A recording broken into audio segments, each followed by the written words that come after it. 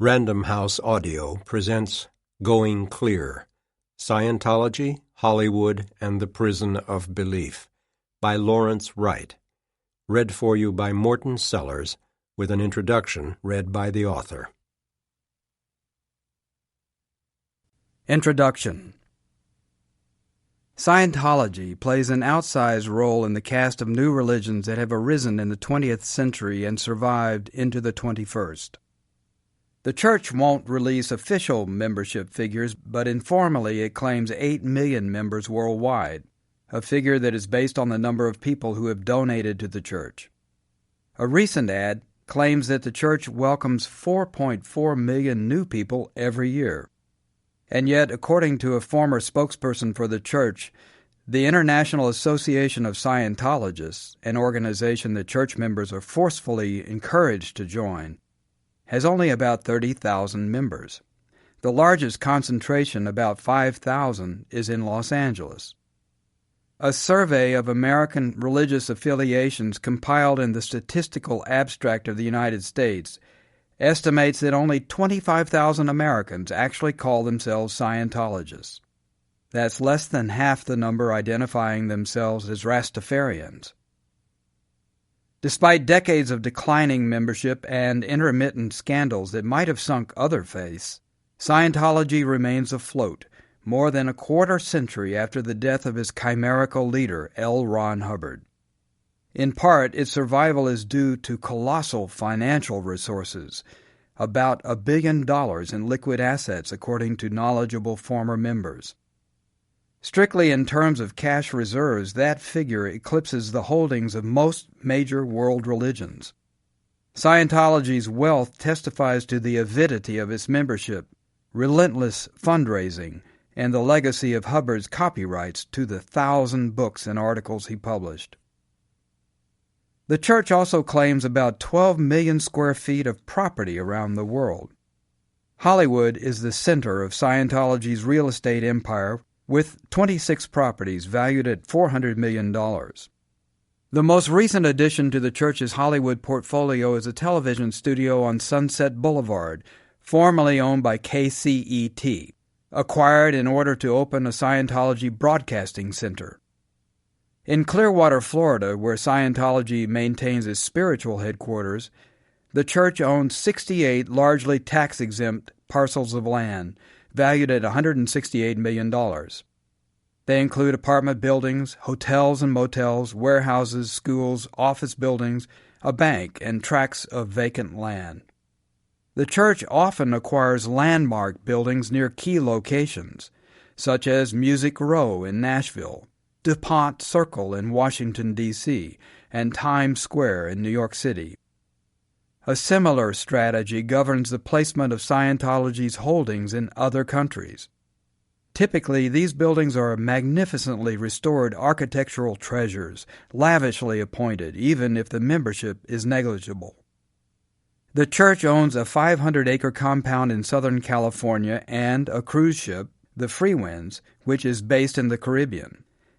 The Church of Spiritual Technology, the branch of Scientology that owns the trademarks and copyrights to all Church materials, including Hubbard's immense body of popular fiction, maintains secret bases in several remote locations in at least 3 American states, where the founders' works are stored in titanium canisters in nuclear blast-resistant caverns. One of the vault locations, in Trementina, New Mexico, has an airstrip and 2 giant interlocking circles carved into the desert floor, a landmark for UFOs, some believe, or for Hubbard's reincarnated spirit when he chooses to return. There are really 3 tiers of Scientologists. Public Scientologists constitute the majority of the membership. Many of them have their first exposure to the religion at a subway station or a shopping mall, where they might take a free stress test or a personality inventory called the Oxford Capacity Analysis. There is no actual connection to Oxford University. On those occasions, potential recruits are likely to be told that they have problems that Scientology can resolve, and they are steered to a local church or mission for courses or therapy, which the Church terms auditing. That's as far as most new members go, but others begin a lengthy and expensive climb up the church's spiritual ladder.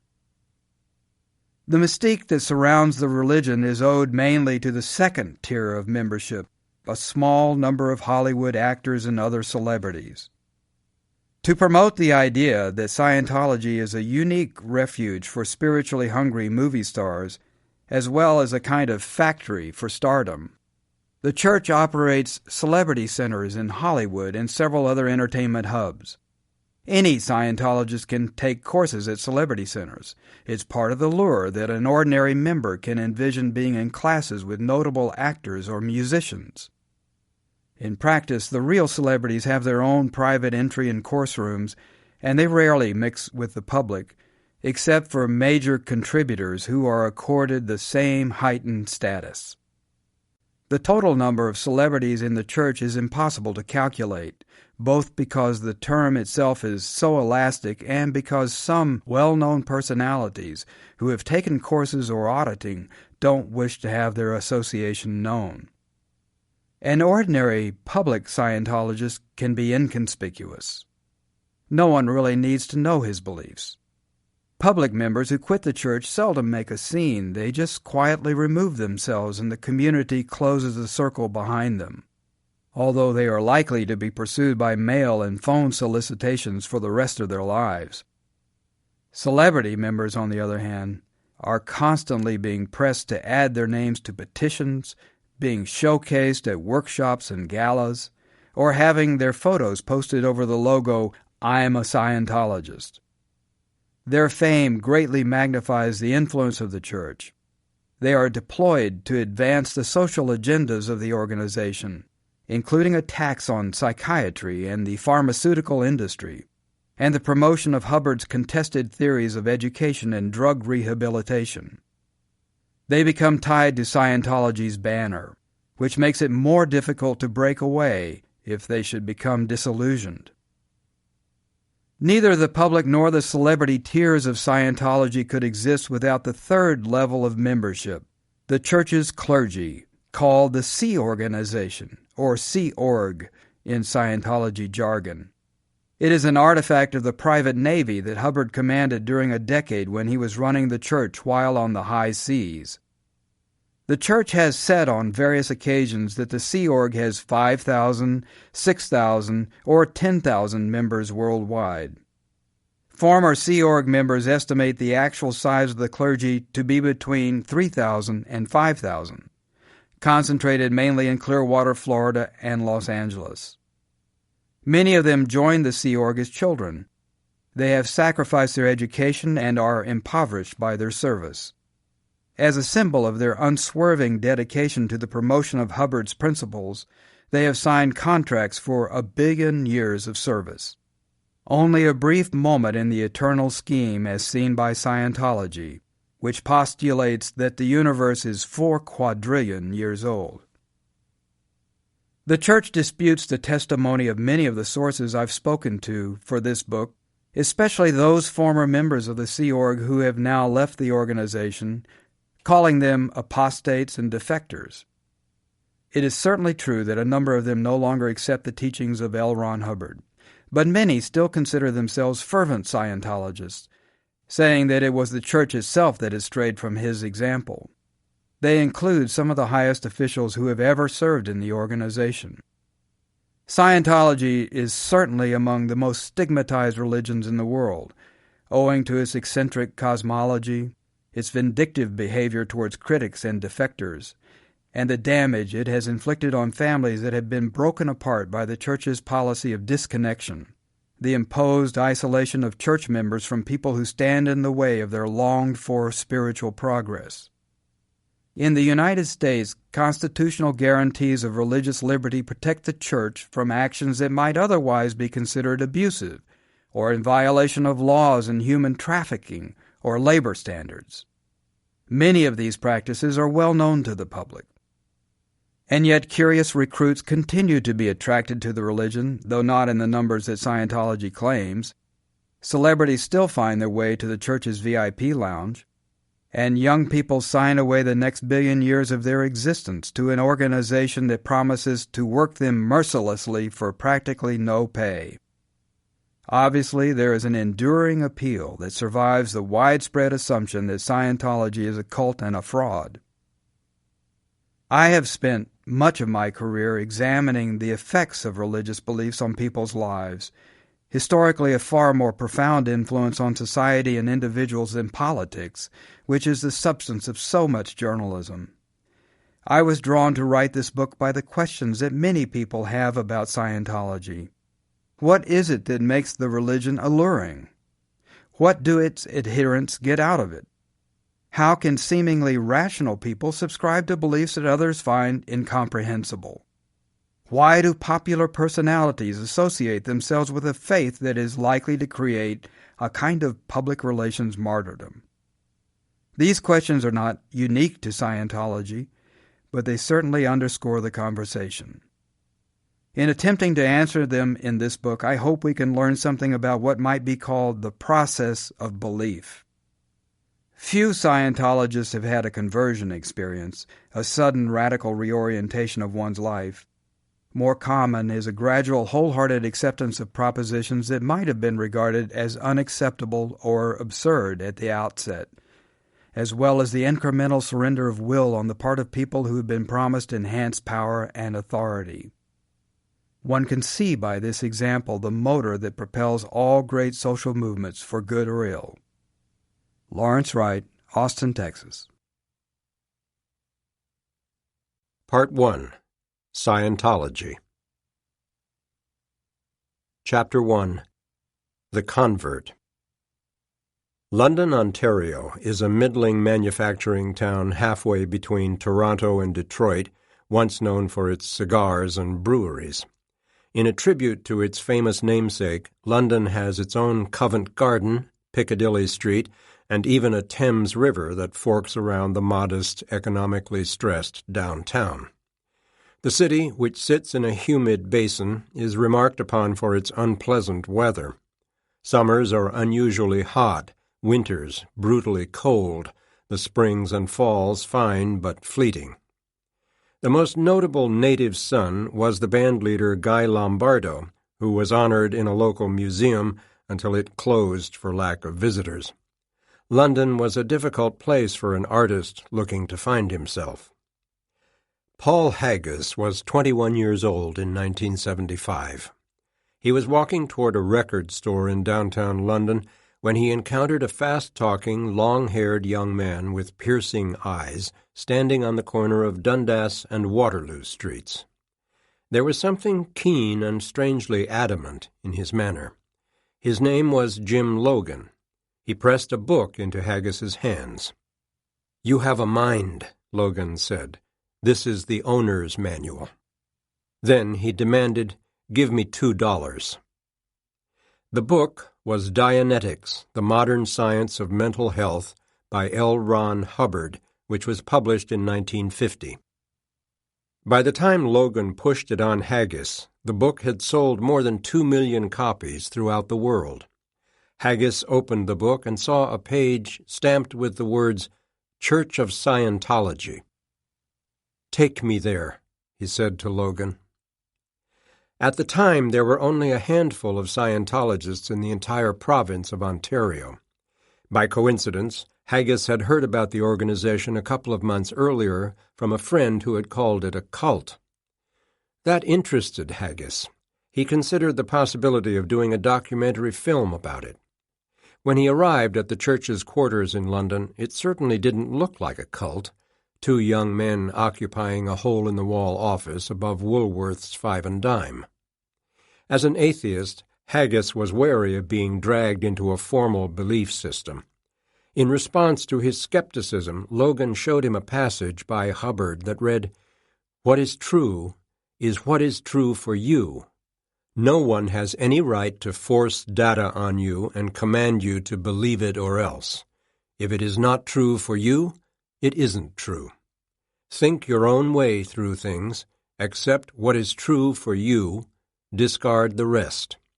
There is nothing unhappier than one who tries to live in a chaos of lies." These words resonated with Haggis. Although he didn't realize it, Haggis was being drawn into the church through a classic four-step dissemination drill that recruiters are carefully trained to follow.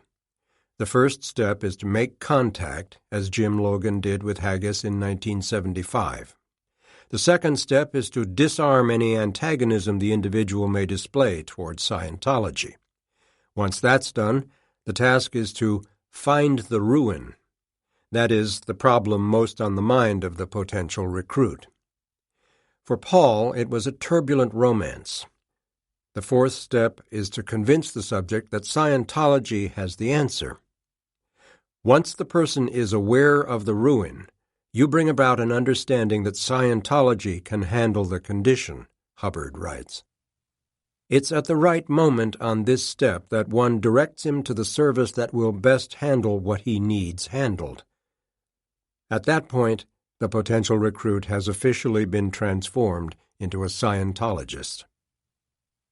Paul responded to every step in an almost ideal manner. He and his girlfriend took a course together and, shortly thereafter, became Hubbard-qualified Scientologists, one of the first levels in what the Church calls the bridge to total freedom. Haggis was born in 1953, the oldest of 3 children. His father, Ted, ran a construction company specializing in road work, mostly laying asphalt and pouring sidewalks, curbs, and gutters. He called his company Global because he was serving both London and Paris, another Ontario community 50 miles to the east. As Ted was getting his business started, the family lived in a small house in the predominantly white town. The Haggises were one of the few Catholic families in a Protestant neighborhood, which led to occasional confrontations, including a schoolyard fistfight that left Paul with a broken nose. Although he didn't really think of himself as religious, he identified with being a minority. However, his mother, Mary, insisted on sending Paul and his 2 younger sisters, Kathy and Jo, to Mass every Sunday. One day she spotted their priest driving an expensive car. "God wants me to have a Cadillac," the priest explained. Mary responded, "Then God doesn't want us in your church anymore." Paul admired his mother's stand. He knew how much her religion meant to her. After that, the family stopped going to Mass, but the children continued in Catholic schools. Ted's construction business prospered to the point that he was able to buy a much larger house on 18 acres of rolling land outside of town. There were a couple of horses in the stable, a Chrysler station wagon in the garage, and giant construction vehicles parked in the yard like grazing dinosaurs. Paul spent a lot of time alone. He could walk the mile to catch the school bus and not see anyone along the way. His chores were to clean the horse stalls and the dog runs. Ted raised spaniels for field trials. At home, Paul made himself the center of attention. The apple of his mother's eye, his father recalled. But he was mischievous and full of pranks. He got the strap when he was 5 years old, Ted said. When Paul was about 13, he was taken to say farewell to his grandfather on his deathbed. The old man had been a janitor in a bowling alley, having fled England because of some mysterious scandal.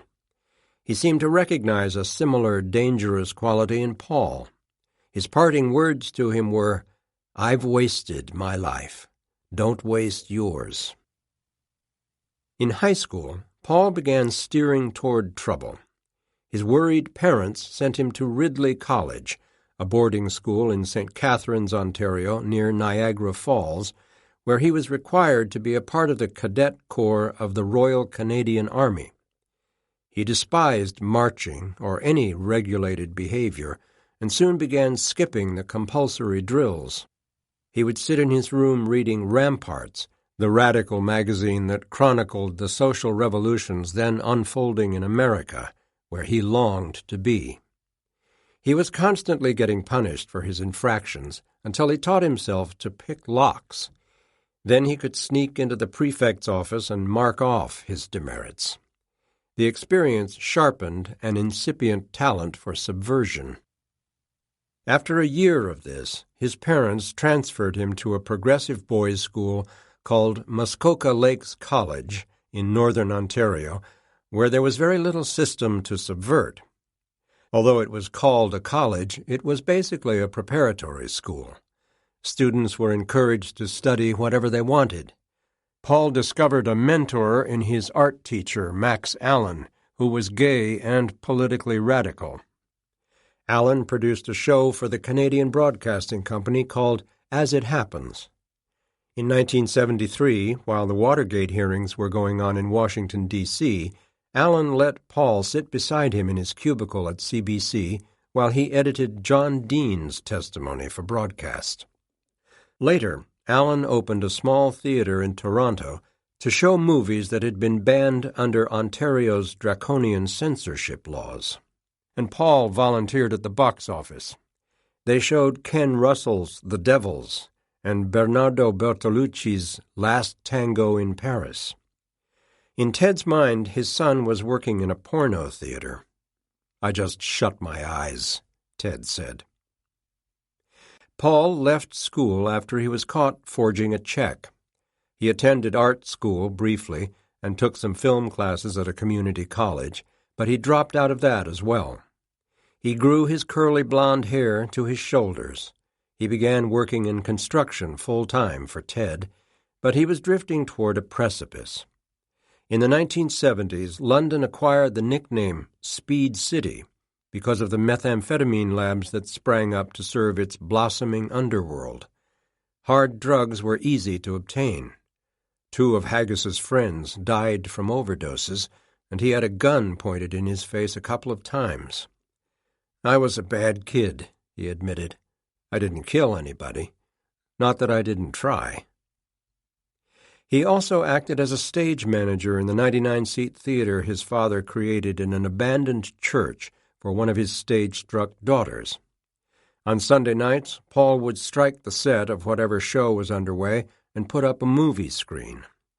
In that way, he introduced himself and the small community of film buffs in London to the works of Bergman, Hitchcock, and the French New Wave. He was so affected by Michelangelo Antonioni's blow-up that in 1974 he decided to become a fashion photographer in England, like the hero of that movie. That lasted less than a year, but when he returned, he still carried a Leica over his shoulder. Back in London, Ontario, he fell in love with a nursing student named Diane Geddes. They began sharing a 1-bedroom apartment filled with Paul's books on film. He thought of himself then as a loner and an artist and an iconoclast. His grades were too poor to get into college. He could see that he was going nowhere. He was ready to change, but he wasn't sure how. Such was Paul Haggis's state of mind when he joined the Church of Scientology. Like every Scientologist, when Haggis entered the church, he took his first steps into the mind of L. Ron Hubbard.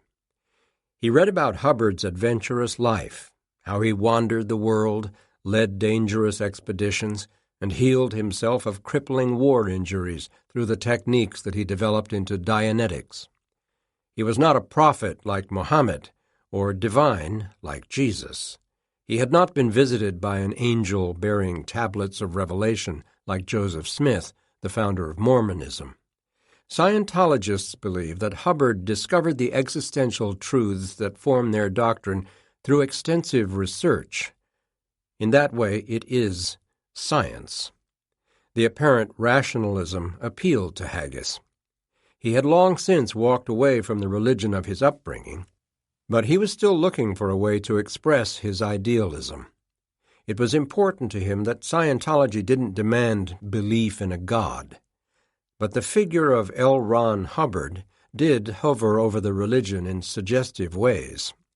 He wasn't worshipped exactly, but his visage and name were everywhere, like the absolute ruler of a small kingdom. There seemed to be 2 Hubbards within the church, the godlike authority whose every word was regarded as scripture, and the avuncular figure that Haggis saw on the training videos, who came across as wry and self-deprecating. Those were qualities that Haggis shared to a marked degree, and they inspired trust in the man he had come to accept as his spiritual guide. Still, Haggis felt a little stranded by the lack of irony among his fellow Scientologists. Their inability to laugh at themselves seemed at odds with the character of Hubbard himself. He didn't seem self-important or pious. He was like the dashing, wisecracking hero of a B-movie who had seen everything and somehow had it all figured out. When Haggis experienced doubts about the religion, he reflected on the 16mm films of Hubbard's lectures from the 1950s and 1960s, which were part of the Church's indoctrination process. Hubbard was always chuckling to himself, marveling over some random observation that had just occurred to him, with a little wink to the audience, suggesting that they not take him too seriously. He would just open his mouth, and a mob of new thoughts would burst forth, elbowing each other in the race to make themselves known to the world. They were often trivial and disjointed, but also full of obscure, learned references and charged with a sense of originality and purpose. "You walked in one day and you said, 'I'm a seneschal,'" Hubbard observed in a characteristic aside, "and this knight with 8-inch spurs standing there, humph, and say, 'I'm supposed to open the doors to this castle. I've been doing this for a long time, and I'm a very trusted retainer. He's insisting he's a seneschal, but nobody will pay him his wages,' and so forth. He was somebody before he became the seneschal. Now, as a seneschal, he became nobody, until he finally went out and got a begging pan on the highway and began to hold it out for fish and chips as people came along, you know. Now he says, 'I am something. I am a beggar.' But that's still something. Then the New York State Police come along, or somebody, and they say to him, I'm a little mixed up in my periods here, but they say to him, 'Do you realize you cannot beg upon the public road without license number 603F?' So he starves to death and kicks the bucket, and there he lies. Now he's somebody. He's a corpse, but he's not dead. He's merely a corpse. Got the idea? But he goes through sequences of becoming nobody, somebody, nobody, somebody, nobody, somebody, nobody, not necessarily on a dwindling spiral. Some people get up to the point of being a happy man. You know the old story of a happy man. I won't tell it. He didn't have a shirt. Just as this fuzzy parable begins to ramble into incoherence, Hubbard comes to the point, which is that a being is not his occupation or even the body he presently inhabits. The central insight of Scientology is that the being is eternal, what Hubbard terms a thetan. This chap, in other words, was somebody until he began to identify his beingness with a thing. None of these beingnesses are the person. The person is the thetan. He had this amazing buoyancy, Haggis recalled. He had a deadpan sense of humor, and this sense of himself that seemed to say, yes, I am fully aware that I might be mad, but I also might be onto something. The zealotry that empowered so many members of the Church came from the belief that they were the vanguard of the struggle to save humanity. A civilization without insanity, without criminals, and without war, where the able can prosper and honest beings can have rights, and where man is free to rise to greater heights, are the aims of Scientology, Hubbard writes. Those breathless aims drew young idealists like Haggis to the Church's banner. To advance such lofty goals, Hubbard developed a technology to attain spiritual freedom and discover oneself as an immortal being. Scientology works 100% of the time when it is properly applied to a person who sincerely desires to improve his life, a Church publication declares. This guarantee rests on the assumption that, through rigorous research, Hubbard had uncovered a perfect understanding of human nature. One must not stray from the path he has laid down or question his methods. Scientology is exact. Scientology is certain. Step by step, one can ascend toward clarity and power, becoming more oneself, but paradoxically, also more like Hubbard. Scientology is the geography of his mind. Perhaps no individual in history has taken such copious internal soundings and described with so much logic and minute detail the inner workings of his own mentality. The method Hubbard put forward created a roadmap toward his own ideal self. Hubbard's habits, his imagination, his goals and wishes, his character, in other words, became both the basis and the destination of Scientology. Secretly, Haggis didn't really respect Hubbard as a writer. He hadn't been able to get through Dianetics, for instance. He read about 30 pages, then put it down.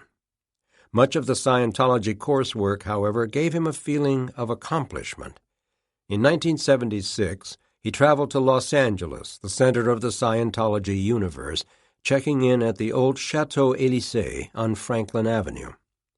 Clark Gable and Katharine Hepburn had once stayed there, along with many other stars, but when Haggis arrived it was a run-down church retreat called the Manor Hotel. Footnote: It has since been spectacularly renovated and turned into Scientology's premier celebrity center.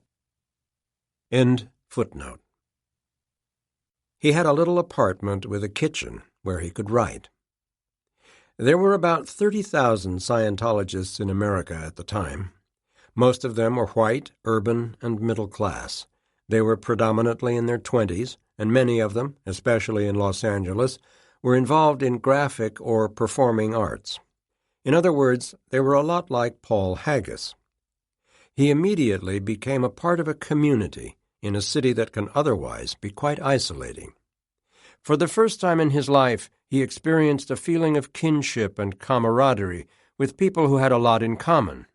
All these atheists looking for something to believe in, and all these wanderers looking for a club to join.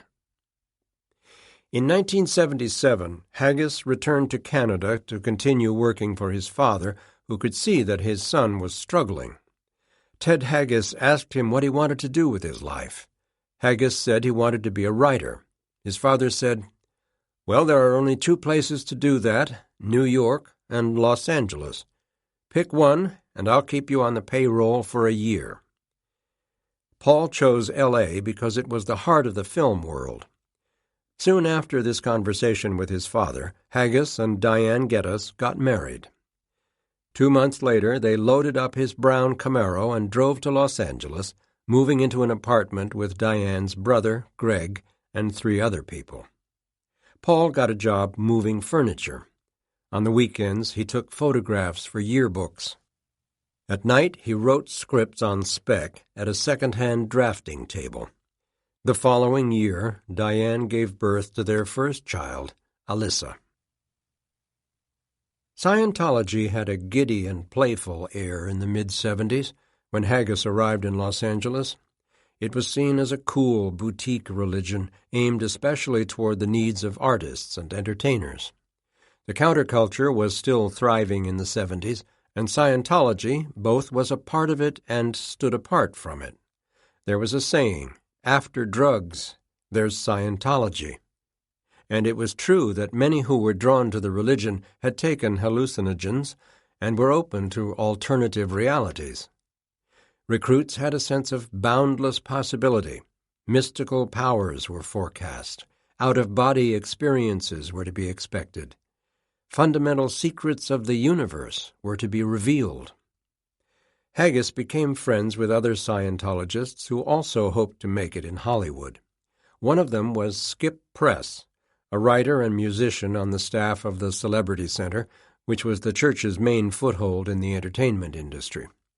Like many young recruits, Press believed that Scientology had given him superhuman powers. For instance, he believed that when he got into the right mental state, he could change traffic lights to green. He and Haggis formed a casual self-help group with other aspiring writers. They met at a Scientology hangout across from the Celebrity Center called $2 Bills, where they would criticize each other's work and scheme about how to get ahead. Eventually, this informal writers' club came to the attention of Ivan Gillam, the charismatic founder of the Celebrity Center. Naturally warm and energetic, Gillam was an ideal candidate to woo the kinds of artists and opinion leaders that Hubbard sought to front his religion. The former kindergarten director staged parties, poetry readings, workshops, and dances. Chick Corea and other musicians associated with the church often played there. Gillam persuaded Haggis and his circle to hold their meetings at the Celebrity Center, and they were folded into her web. Haggis and a friend from the Writers' Club eventually got a job scripting cartoons for Ruby Spears Productions, beginning with a short-lived series called Dingbat and the Creeps, then Heathcliff. After that, Haggis went on to write Richie Rich and Scooby-Doo for Hanna-Barbera. He bought a used IBM Selectric typewriter. His career began to creep forward. One day, a well-off strawberry farmer from Vancouver introduced himself to Haggis and Skip Press at the Celebrity Center, saying he wanted to produce a life story of L. Ron Hubbard. He was offering $15,000 for a script. Press declined, but Haggis accepted the money. His memory is that it was a horror script that he hoped to interest the strawberry farmer in. He never actually wrote a script about Hubbard, and eventually returned the entire sum, but in Press's opinion, that was when Haggis's career began to accelerate. The money enabled Paul to cruise a bit and develop his career. Next thing I knew, Paul was getting an agent. His Scientology connections were paying off. Haggis spent much of his time and money taking advanced courses and being audited, a kind of Scientology psychotherapy that involves the use of an electropsychometer, or E-meter. The device measures bodily changes in electrical resistance that occur when a person answers questions posed by an auditor. Hubbard compared it to a lie detector. The E-meter bolstered the Church's claim to being a scientific path to spiritual discovery. It gives man his first keen look into the heads and hearts of his fellows, Hubbard claimed, adding that Scientology boosted some people's IQ 1 point for every hour of auditing. Our most spectacular feat was raising a boy from 83 IQ to 212, he once boasted to the Saturday Evening Post. The theory of auditing is that it locates and discharges mental masses that are blocking the free flow of energy. Ideas and fantasies are not immaterial. They have weight and solidity. They can root themselves in the mind as phobias and obsessions. Auditing breaks up the masses that occupy what Hubbard terms the reactive mind, which is where the fears and phobias reside. The E-meter is presumed to measure changes in those masses. If the needle on the meter moves to the right, resistance is rising. To the left, it is falling. The auditor asks systematic questions aimed at detecting sources of spiritual distress, problems at work or in a relationship, for instance. Whenever the client, or pre-clear, gives an answer that prompts the meter needle to jump, that subject becomes an area of concentration until the auditor is satisfied that emotional consequences of the troubling experience have drained away. Certain patterns of needle movement, such as sudden jumps or darts, long versus short falls, etc., have meaning as well. The auditor tries to guide the pre-clear to a cognition about the subject under examination, which leads to a floating needle. That doesn't necessarily mean that the needle is frozen. The needle just idles around and yawns at your questions, Hubbard explains. The individual should experience a corresponding feeling of release. Eventually, the reactive mind is cleansed of its obsessions, fears, and irrational urges, and the pre-clear becomes clear. Footnote. Hubbard sometimes disparaged the term lie detector in connection with e-meters. In the first place, they do not detect lies, and in the second place, the police have known too little about the human mind to know that their instrument was actually accurate to an amazing perfection. These instruments should be called emotion detectors. Hubbard, Electro-Psychometric Auditing Operator's Manual, 1952. According to David S. Turetsky, a research professor in computer science at Carnegie Mellon University and a prominent Scientology critic, what are called thoughts are actually fleeting patterns of chemical and electrical activity in our brains that have no actual mass. The meter is really more of a prop or talisman than a measuring instrument. Interpreting needle movements is like reading tea leaves. A good fortune teller picks up on lots of subliminal cues that let them read their subject, while the tea leaves give the subject something to fixate on. And the subject is heavily invested in believing that the auditor and the meter are effective, so it's a mutually reinforcing system. The E-meter measures skin resistance like a lie detector. Strong emotional reactions do cause changes in muscle tension, or micro-tremors of the fingers will also cause changes in the current flowing to the meter. So it's not purely measuring the physiological changes associated with skin resistance like a real lie detector would. And real lie detectors also look at other variables such as pulse and respiration rates. David Turetsky, Personal Correspondence. End footnote. Haggis found the E-meter impressively responsive. He would grasp a cylindrical electrode in each hand. When he first joined Scientology, the electrodes were empty Campbell's soup cans with the labels stripped off. An imperceptible electrical charge would run from the meter through his body. The meter seemed able to gauge the kinds of thoughts he was having, whether they were scary or happy, or when he was hiding something. It was a little spooky.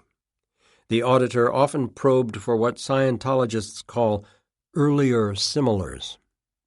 If Paul was having another fight with Diane, for instance, the auditor would ask him, "Can you remember an earlier time when something like this happened?"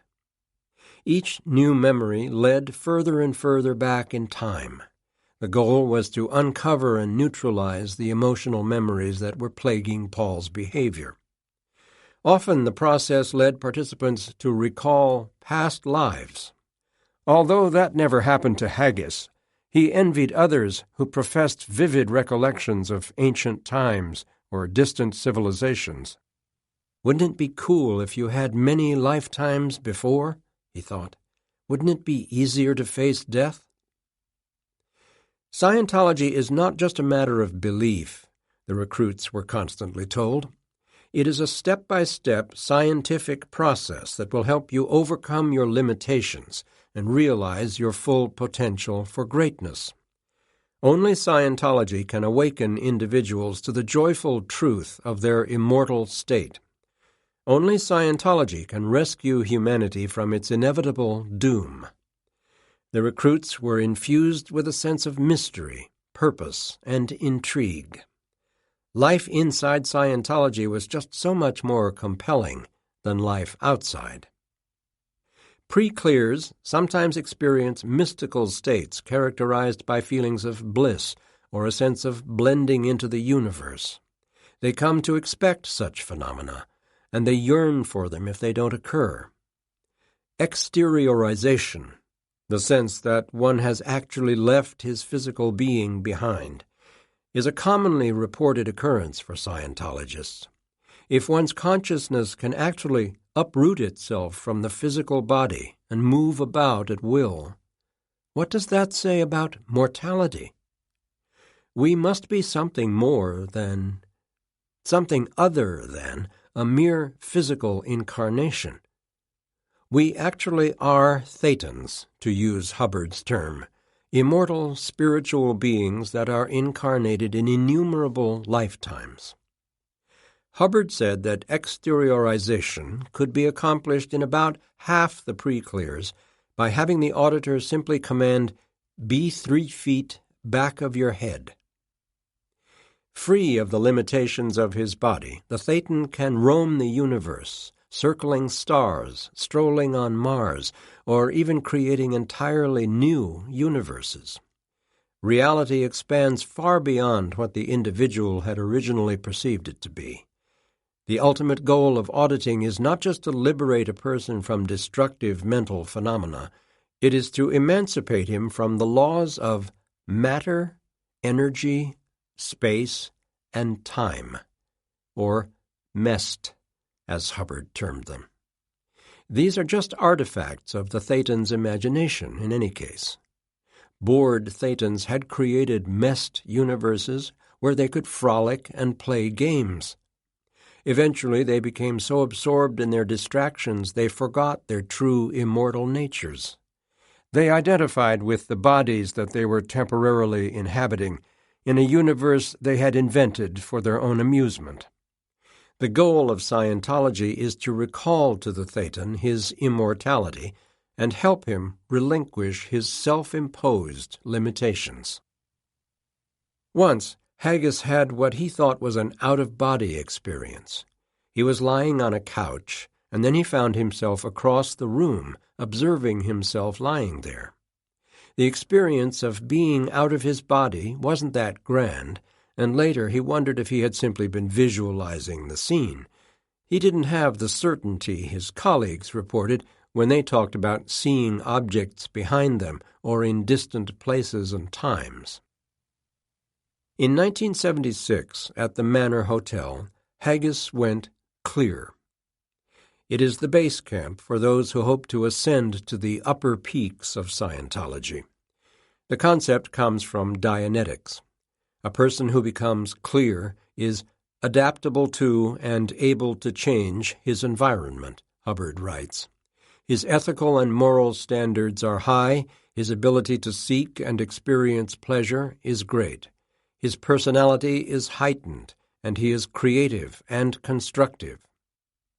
Among other qualities, the clear has a flawless memory and the capacity to perform mental tasks at unprecedented rates of speed. He is less susceptible to disease, and he is free of neuroses, compulsions, repressions, and psychosomatic illnesses. Hubbard sums up, "The Dianetic clear is to a current normal individual as the current normal is to the severely insane." Haggis was clear number 5925. It was not life-changing, he admits. It wasn't like, "Oh my God, I can fly." At every level of advancement, he was encouraged to write a success story, saying how effective his training had been. He had read many such stories by other Scientologists, and they felt overly effusive, geared toward getting through the gatekeepers so that the students could move on to the next level. The bridge to total freedom is a journey that goes on, although confoundingly, in the Scientology metaphor, one moves higher and higher, up the bridge rather than across it. Haggis quickly advanced through the upper levels. He was becoming an operating Thetan, which the Church defines as one who can handle things and exist without physical support and assistance. An editorial in a 1958 issue of the Scientology magazine Ability notes that neither Buddha nor Jesus Christ were OTs, according to the evidence. They were just a shade above clear. When Haggis joined the Church, there were 7 levels of operating Thetans. According to Church documents that have been leaked online, Hubbard's handwritten instructions for operating Thetan Level 1 list 13 mental exercises that attune practitioners to their relationship with others. The directives for OT1 are so open-ended it could be difficult to know whether they have been satisfactorily accomplished. Note several large and several small male bodies until you have a cognition, for instance, or Seat yourself unobtrusively where you can observe a number of people, spot things and people you are not. Due to cognition. The point is to familiarize oneself with one's environment from the perspective of being clear. In the second level, OT2, Scientologists attempt to delete past life implants that hinder progress in one's current existence.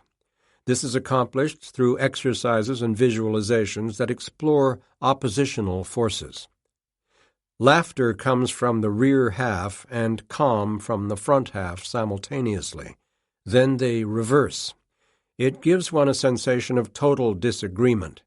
The trick is to conceive of both at the same time. This tends to knock one out. Each new level of achievement marked the entrance to a more select spiritual fraternity. Haggis didn't have a strong reaction to the material, but then he wasn't expecting anything too profound. Everyone knew that the big revelations resided in OT3. Hubbard called this level the Wall of Fire. The material involved in this sector is so vicious that it is carefully arranged to kill anyone if he discovers the exact truth of it, he wrote in 1967. So in January and February of this year, I became very ill, almost lost this body, and somehow or another brought it off, and obtained the material, and was able to live through it. I am very sure that I was the first one that ever did live through any attempt to attain that material. In the late 70s, the OT mysteries were still unknown, except to the elect. There was no Internet, and Scientology's confidential scriptures had never been published or produced in court. Scientologists looked toward the moment of initiation into OT3 with extreme curiosity and excitement. The candidate had to be invited into this next level. Scientologists were cautioned that the material could cause harm or even death to those who were unprepared to receive it. The enforced secrecy added to the mystique and the giddy air of adventure. One could look back at this crucial moment and examine the pros and cons of Haggis's decision to stay in Scientology. The fact that people often sneered at the church didn't deter him. On the contrary, he reveled in being a member of a stigmatized minority. It made him feel at one with other marginalized groups. The main drawback to belief was his own skeptical nature. He was a proud contrarian, and it would never have occurred to him to join the Baptist Church, for instance, or to return to Catholicism. He simply wasn't interested. Intellectually, faith didn't call to him. Scientology, on the other hand, was exotic and tantalizing. The weirdness of some of the doctrines was hard to fathom, but there was no doubt in Haggis's mind that he had gained some practical benefits from his several years of auditing, and that his communication skills had improved through some of the coursework. None of that had required him to believe in Scientology, but the religion had proved itself in certain ways that mattered to him. The process of induction was so gradual that things that might have shocked him earlier were more acceptable by the time he came upon them. Whenever he ran into something on the bridge to total freedom that he couldn't fathom, he convinced himself that the next level would make everything understandable. Scientology was a part of his community. It had taken root in Hollywood, just as Haggis had. His first writing jobs had come through Scientology connections. His wife was deeply involved in the church, as was his sister, Kathy. His circle of friends was centered in the church. Haggis was deep enough into the process by now to understand implicitly that those relationships would be jeopardized if he chose to leave the church. Moreover, he had invested a considerable part of his income in the program. The incentive to believe was high. He was also looking forward to having the enhanced abilities that his fellow adherents on the bridge were constantly talking about. Although Hubbard had explicitly told operating thetans not to use their powers for parlor tricks, there was a section of Advance, a magazine for upper-level Scientologists, titled OT Phenomena, where members could report clairvoyant or paranormal experiences. Parking spaces magically made themselves available, and waiters immediately noticed you.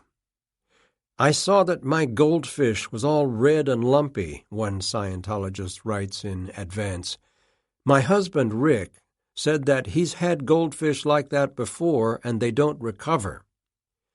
The correspondent relates that she used her abilities to flow energy into the fish until a big burst of matter blew. "I ended off. When I went home that night, the fish was completely healed." She concludes, "It was a big win for me and the fish. It couldn't have been done without the technology of L. Ron Hubbard." Even if such effects were random and difficult to replicate, for those who experienced them, life was suddenly full of unseen possibilities. There was a sense of having entered a sphere of transcendence, where minds communicate with each other across great distances, where wishes and intentions affect material objects, or cause people to unconsciously obey telepathic orders, or where spirits from other ages or even other worlds make themselves known.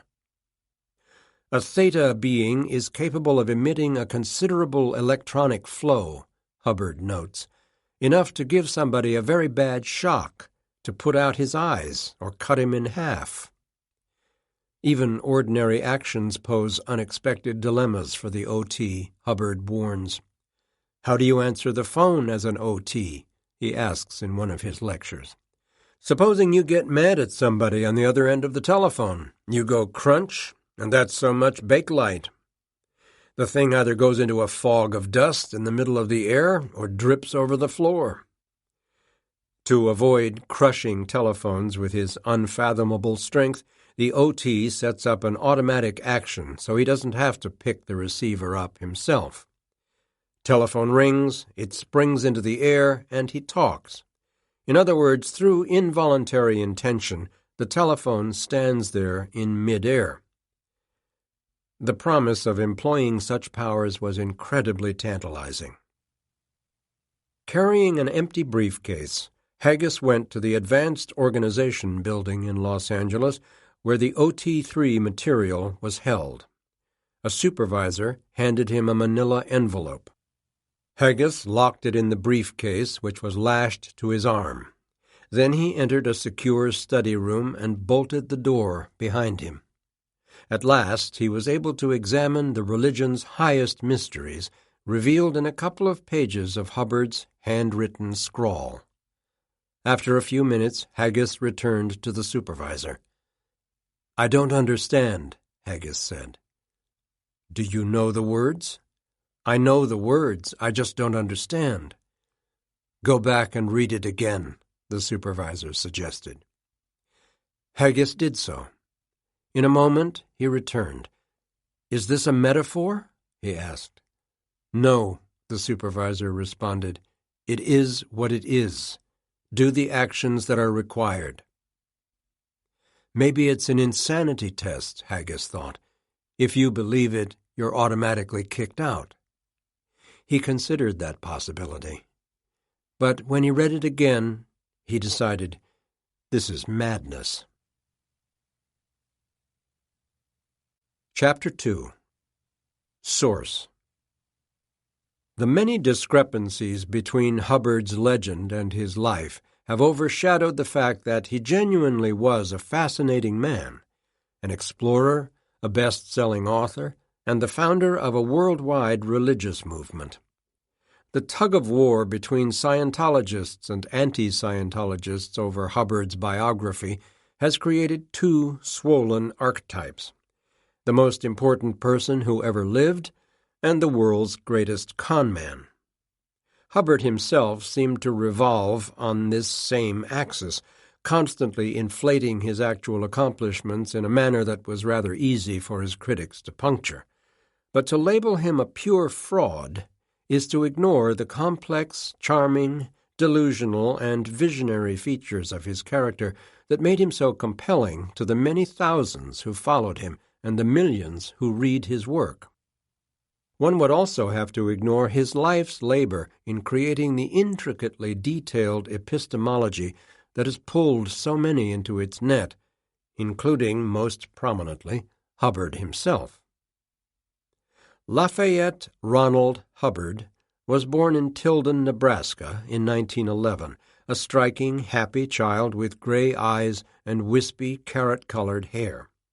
His father, Harry Ross Hubbard, was in the Navy when he met Ladora May Waterbury, who was studying to be a teacher in Omaha. They married in 1909.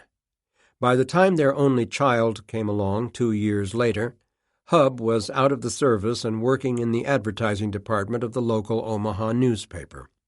May returned to her hometown of Tilden for the birth. When Ron was 2, the family moved to Helena, Montana, a gold town that was famous all over the West for its millionaires and its prostitutes. It was also the capital of the frontier state. Hub managed the family theater, which, despite its name, shared a building downtown with 2 bordellos. Even as a young child, Ron loved to watch the vaudeville acts that passed through, but the enterprise shut its doors when a larger theater opened nearby. Ron's maternal grandparents lived nearby. Lafayette Waterbury was a veterinarian and a well-regarded horseman who doted on his red-headed grandson. "I was riding broncs at 3.5 years," Hubbard later boasted.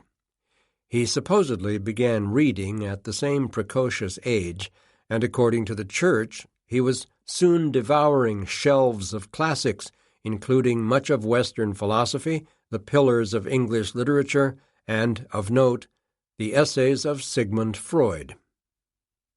When the United States entered the First World War in 1917, Hubbard's father decided to re-enlist in the Navy. Ladora got a job with the state of Montana, and she and 6-year-old Ron moved in with her parents, who had relocated to Helena. When the war ended, Hub decided to make a career in the Navy, and the Hubbard family was launched into the itinerant military life. Hubbard's family was Methodist. He once remarked, "Many members of my family that I was raised with were devout Christians, and my grandfather was a devout atheist." Ron took his own eccentric path. Throughout his youth, he was fascinated by shamans and magicians. As a boy in Montana, he says, he was made a blood brother to the Blackfoot Indians by an elderly medicine man named Old Tom Madfeathers. Hubbard claims that Old Tom would put on displays of magic by leaping 15 feet high from a seated position and perching on the top of his teepee. Hubbard observes, "I learned long ago that man has his standards for credulity, and when reality clashes with these, he feels challenged." A signal moment in Hubbard's narrative is the 7,000-mile voyage he took in 1923 from Seattle through the Panama Canal to Washington, D.C., where his father was being posted. One of his fellow passengers was Commander Joseph C. Snake Thompson of the U.S. Navy Medical Corps. A neurosurgeon, a naturalist, and a former spy, Thompson made a vivid impression on the boy. He was a very careless man, Hubbard later recalled. He used to go to sleep reading a book, and when he woke up, why, he got up and never bothered to press and change his uniform, and he was usually in very bad odor with the Navy Department. But he was a personal friend of Sigmund Freud's. When he saw me, a defenseless character, and there was nothing to do on a big transport on a very long cruise, he started to work me over. No doubt Thompson entertained the young Hubbard with tales of his adventures as a spy in the Far East. Raised in Japan by his father, a missionary, Thompson spoke fluent Japanese. He had spent much of his early military career roaming through Asia, posing as a herpetologist looking for rare snakes while covertly gathering intelligence and charting possible routes of invasion. What impressed me, Hubbard later remarked, he had a cat by the name of Psycho. This cat had a crooked tail, which is enough to impress any young man, and the cat would do tricks. And the first thing he did was teach me how to train cats. But it takes so long, and it requires such tremendous patience, that to this day I have never trained a cat. You have to wait, evidently, for the cat to do something, then you applaud it. But waiting for a cat to do something whose name is Psycho. One of Thompson's maxims was, "If it's not true for you, it's not true." He told young Hubbard that the statement had come from Gautama Siddhartha, the Buddha. It made an impression on Hubbard. If there's anybody in the world that's calculated to believe what he wants to believe and to reject what he doesn't want to believe, it is I. Thompson had just returned from Vienna, where he had been sent by the Navy to study under Freud. "I was just a kid, and Commander Thompson didn't have any boy of his own, and he and I just got along fine," Hubbard recalls in one of his lectures. Why he took it into his head to start beating Freud into my head, I don't know, but he did. And I wanted very much to follow out this work, wanted very much to. I didn't get a chance. My father said, "Son, you're going to be an engineer." Thompson was about to publish a review of psychoanalytic literature in the United States Naval Medical Bulletin. Indeed, he may have been working on it as he traveled to Washington, and no doubt he drew upon the thinking reflected in his article when he tutored Hubbard in the basics of Freudian theory. Man has two fundamental instincts, one for self-preservation and the other for race propagation, Thompson writes in his review. The most important emotion of the self-preservation urge is hunger. The sole emotion of the race propagation urge is libido. Psychoanalysis, Thompson explains, is the technique of discovering unconscious motivations that harm the health or happiness of the individual. Once the patient understands the motives behind his neurotic behavior, his symptoms automatically disappear. This uncovering of the hidden motive does not consist in the mere explaining to the patient the mechanism of his plight. The understanding alone comes from the analytic technique of free association and subsequent rational synthesis.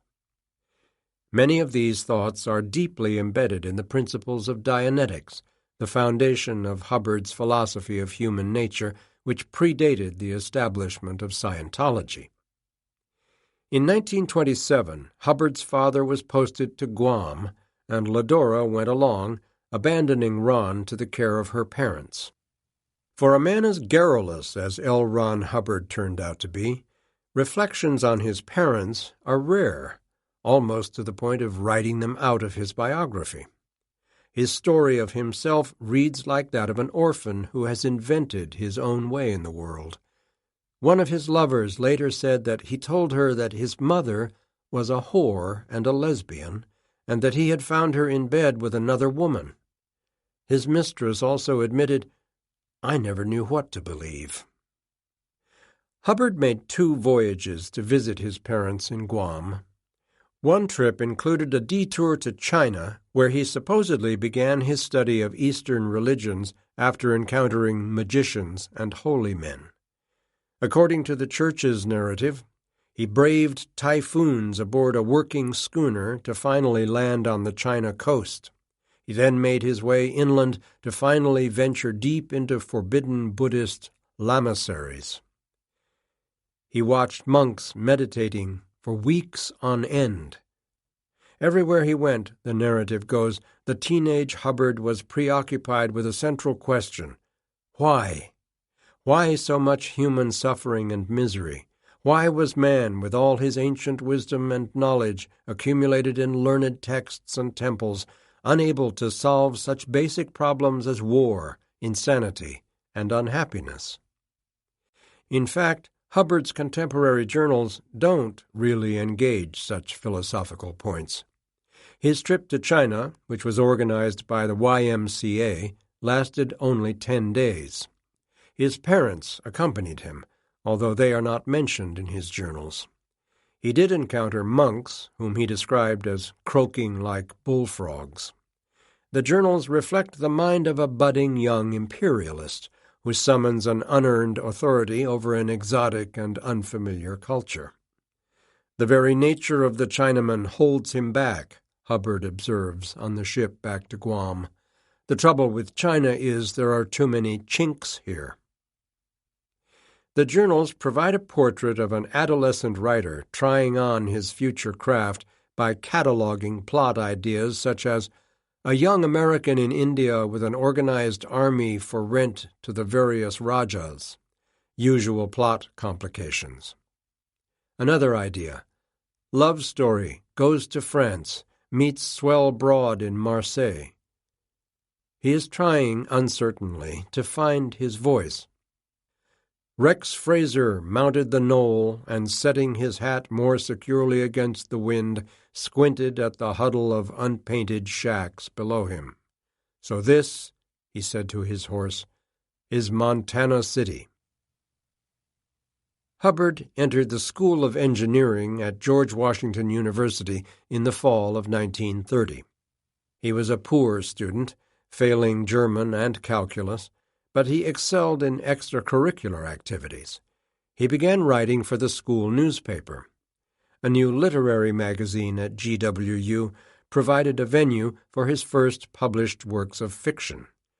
He became director of the Gliding Club, a thrilling new pastime that was just catching on. Hubbard's gliding license was number 385. The actual study of engineering was a secondary pursuit, as his failing grades reflected. In September 1931, Hubbard and his friend Philip Flip Browning took a few weeks off to barnstorm through the Midwest in an Aero Sport biplane. We carefully wrapped our baggage, threw the fire extinguisher out to save half a horsepower, patched a hole in the upper wing, and started off to skim over 4 or 5 states with the wind as our only compass, Hubbard writes. By now he had taken to calling himself Flash. Hubbard's account of this adventure, Tailwind Willies, was his first commercially published story, appearing in The Sportsman Pilot in January 1932. It was the launch of an unprecedented career. He would go on to publish more books than any other author, according to the 2006 Guinness World Records, with 1,084 titles. In the spring of 1932, at the height of the Great Depression, Hubbard undertook a venture that displayed many of the hallmarks of his future exploits. He posted a notice on several university campuses. Restless young men with wanderlust wanted for the Caribbean Motion Picture Expedition. Cost to applicant $250 payable at the dock in Baltimore before sailing. Must be healthy, dependable, resourceful, imaginative, and adventurous. No tea-hounds or tourist material need apply. The goals of the expedition were grand and various. Primarily to make newsreels for Fox Movietone and Pathé News, while exploring the pirate haunts of the Caribbean and voodoo rites in Haiti. There were also vague plans to collect whatever one collects for exhibits in museums. It's difficult at any age to recognize a messiah in the making, wrote one of the young men, James S. Free, a journalist who signed on to the expedition. He was 23 years old, 2 years older than Hubbard. They were going to be partners in the adventure, along with Hubbard's old flying buddy, Phil Browning. I cannot claim prescient awareness that my soon-to-be business partner possessed the ego and talents that would later develop his own private religion, Free wrote in a notebook he titled Preview of a Messiah. Hubbard was living with his parents in Washington, D.C. when Free arrived. Ron introduced me to his mother, whose long, light brown hair seemed dark beside the reddish glow of her son's hair and face, Free wrote, in one of the few records of the actual relationship between Hubbard and his mother. I recall little else about her except that, like her husband, Navy Lieutenant Henry Ross Hubbard, she plainly adored young Ron and considered him a budding genius. Hubbard filled Free in on new developments. Phil Browning, the other partner, had dropped out at the last minute, but he had managed to get the loan of some laboratory equipment from the University of Michigan. Meantime, Hubbard was negotiating with a professional cameraman for the anticipated films of the voodoo rites and that sort of saleable material. Thanks to Free's efforts to sign up more than 20 new members of the expedition, Hubbard said, "We have enough cash to go ahead."